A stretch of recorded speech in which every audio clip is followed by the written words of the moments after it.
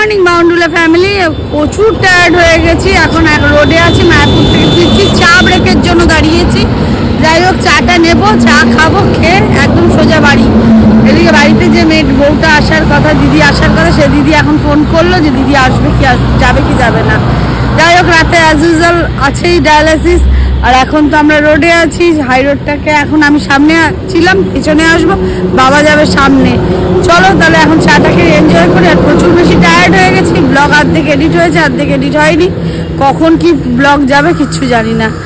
যাই হোক, আজকের ব্লগটা তো কন্টিনিউ করি, তারপরে দেখা যাবে কালকে কি হয়। চলো। এখন মায়াপুর ঘোরার চোট, এমন চোখে ঘুম যে আর কোনো কিছু ভিডিও ব্যাপার নেই। এখন বাজে দুপুর 2:30, মানে ওই 2:20 মতন। এখন যে ঘুম থেকে উঠে বাইরে কুকুরগুলোকে মানে বেড়ালগুলোকে খেতে দিয়ে এই যে মা এখন খাচ্ছে লাউ আর লাউয়ের খোসা বাটা ভাত আর ডিম হয়েছে আজকে। কোনো রকমে বাড়ি এসে স্নানটা করে হামাগুড়ি দিয়ে ঘুমিয়েছি কিছুক্ষণ, তারপরে শান্তি। এমন অবস্থা আমার। এখনো আমার ছেলে ব্লগ এডিট করে তো ছাড়া হয়ে গেছে, যাই হোক এই একটা কাজের কাজ করেছে, এই যে এখনো ঘুমাচ্ছে। ও বলে যে আমি খাটে ঘুমাবো না, সবার মধ্যে আমি মাটিতে ঘুমাবো বলে এই যে আমি যেই এসে দেখেছি ঘরটা ঝাড় দিয়ে দিয়েছি, ঘর ফর পরিষ্কার রয়েছে, মাটির মধ্যে বিছানা করে ডবল চাদর পেতে আরাম করে 2টো ফ্যান এসি চালিয়ে ঘুম দিয়েছে। যাই হোক, এখন 2:25 বললাম আগেই, আমরা এখন খাবারটা খেয়ে নিই। ওদিকে দিদি দিচ্ছে খাবার, আজকে দিদিকে ঠেলেছি যে যাও তুমি খাবার দাও। দিদি খাবার দিচ্ছে আর আমি এখন খাবো। কি সুন্দর হোটেলের মতন করে দিয়েছে আমাকে। এই যে আবার আলু ভাজা, খাবে না? ভালো লাগে না আলু ভাজা, এত ভাজাভাজি খেতে। চলো আমরা তাহলে এখন সবাই মিলে একসঙ্গে খাই। আজও কিন্তু ব্লগ আসবে, কালকে ব্লগ আসবে কিন্তু ছোট, কারণ এরকম ভাবে টুকরো টুকরো টুকরো করে হচ্ছে না ঠিক মতন। কারণ আমি নিজে ঘুমাবো নাকি ব্লগ ক্যামেরা ধরবো। যাই হোক, আমি খেয়ে নিই। একটা ইনকাম নেই, তারপরে আবার একটা গেঞ্জি কিনে নিল, এই যে যাচ্ছে। কতদিন পর মানে ওনাকে অনেকদিন পর গেঞ্জি কিনেছে। এই তো রিসেন্ট আমার সঙ্গে কলকাতায় গিয়ে দোকানে গেঞ্জি কিনে আসলো। সেটাকে বলে, ওটা বলে না, শুধু চালাকি করে। ধুর বাবাই, চার্জও হচ্ছে না, লাগছেও না। আর চালাকি করে কতগুলো গেঞ্জি ফেঞ্জি কিনে নিচ্ছে। আমি নিজে একটা জিনিস কিনি না।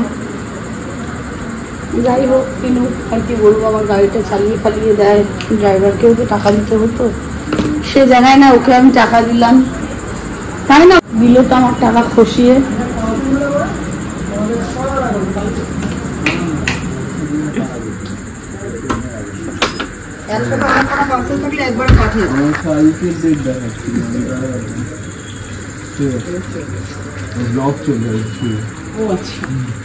ওই পার্সেল দিতে এসছে, যাই হোক মিনসা থেকে।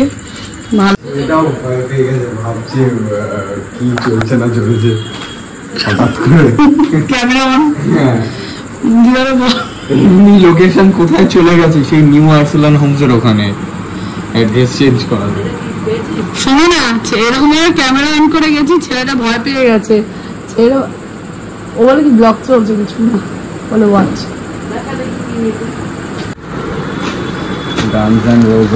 আবার কালো, এই প্যাকেটটা রেখে দিবি, রেশন কার্ড রাখতে পারবো। রেশন কার্ড রাখা যাবে, তাই বললাম। জীবনে বিয়ে করাবো, সংসারী হয়ে যাচ্ছি, রেশন কার্ড নেই। দেখেছো বেকার, আমি জানতাম এই কথাটাই বলতে। কি লাগছে এটা দেখতে, এটা খিলচাবে নাকি উল্টে পালায়।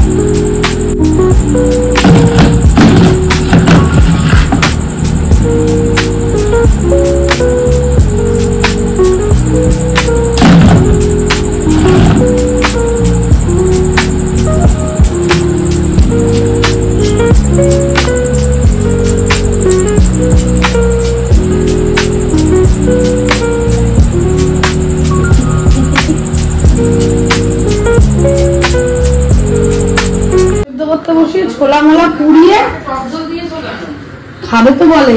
যাই হোক, ছোলা মোলা পুড়িয়ে আমি ফুচকা খেতে যাচ্ছি। প্রেশারটা ভালো না, কি করবো, পোড়া ছোলা খাই আমি।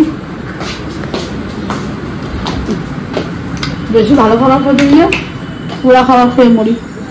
মায়ের জন্য যাচ্ছে দুধ, আম, রুটি, কলা, ওই বাবাকে খেতে দিয়েছি। মা এখন একটা রুটি আপাতত খেয়ে যাচ্ছে, এরপরে আবার এসে খাবে।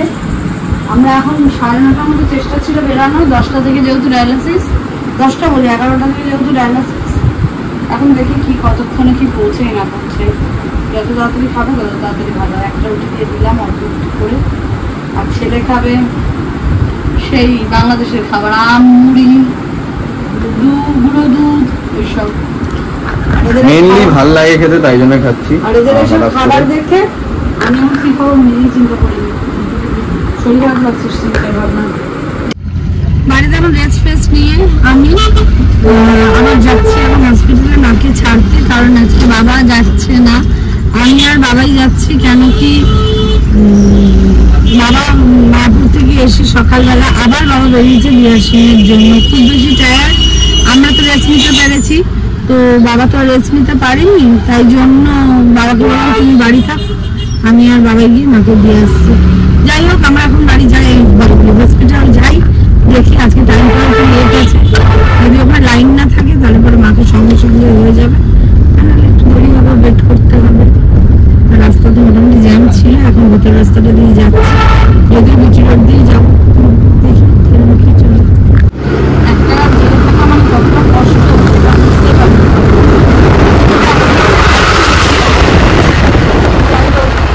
আবার মাকে আসলাম, আবার যাবো।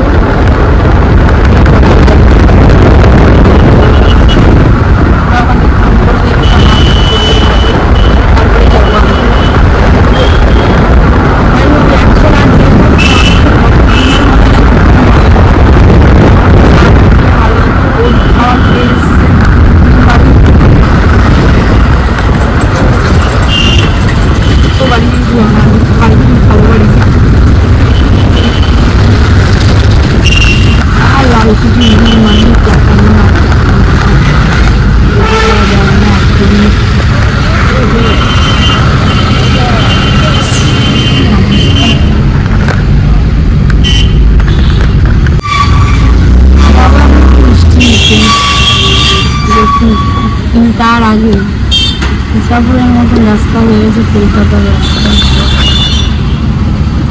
একটা জ্যাম হয়। যাই হোক জ্যাম ছাড়ছে, সামনে বড় বড় লরি, ওই জ্যাম ছাড়ছে না, বাবা অন্য রাস্তাও তুমি যাওয়া প্রচুর প্রচুর কষ্ট। যাই হোক কেন আমি জ্যামের কারণটা এখন বুঝতে পারছি কি অবস্থা, কিনতে হবে বাবাগুলোকে নিতে হবে,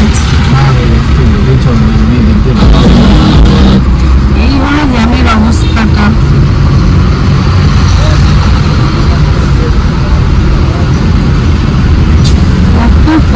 লরি এই রাস্তা দিয়ে পাস করার জায়গাটা এত ফুল হয়ে গেছে এখন যে লরিগুলো পাস করতেও পারছি না।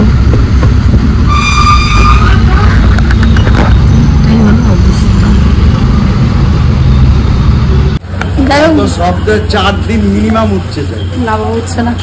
হোক মিষ্টি কেনা হয়ে গেছে, মিষ্টি নিয়ে বাবাই গাড়িতে চলে গেল, আর এখন এখান থেকে একটু এইসব উল্টো পাল্টা খাবার কিনে নিয়ে যাচ্ছি, যাতে না যাতে রাত্রেবেলা একটু এইটা বানিয়ে নিয়ে যাব। আমার প্রচুর খিদে পায় রাত্রেবেলায়, ও আমার ছেলে এই ক্রিম রোল খাবার স্টার্ট করে দিয়েছে। যাই হোক ওইটা বানিয়ে নিয়ে যাবো, খিদে পেয়ে যায় বলে। এখন আমরা বাড়ি যাবো, সবাই হচ্ছে গাড়ি গ্যারেজ, আর আমি এত কিছু জিনিস নিয়ে চলে এলাম বাড়ি। এরপর আবার যাব একটু বাদে, গ্যারেজ করে চলে আসুক, তারপর আমি যাই ঘরে ঢুকি। প্যাক করছে কোথেকে কে জানে, গাড়ির আওয়াজ শুনে। এই যে বিল্লি রানী বাড়ি সিয়ানি এখানে দাঁড়িয়ে রয়েছে আমার অপেক্ষায়। খেতে দেয়নি নাকি তোকে বাবা? রাত্রিবেলা খিদা বাড়ে, ভাবছিলাম মায়ের জন্য একটু কিছু খাবার বানাবো, তাই না ছেলে বলে আমিও খাবো, আবার বানালাম। এই খেয়ে এখন যাবে, কি ভয়ঙ্কর ব্যাপার। তাড়াতাড়ি যেহেতু আজকে খেয়ে নিয়েছে, আজকের জন্য এইসব খাবে, খেয়ে তারপরেও যাবে আনতে। এদিকে দেরি হয়ে গেছে, 1টা বেজে গেছে। যত তাড়াতাড়ি হবে তত তাড়াতাড়ি খাবে। বাটিটাও নিয়েছি বাবা একটা ছোট, কোথা থেকে যে নিয়ে এলাম কে জানে। রেডি হতে বলি, রেডি হোক, আমি রেডি হই।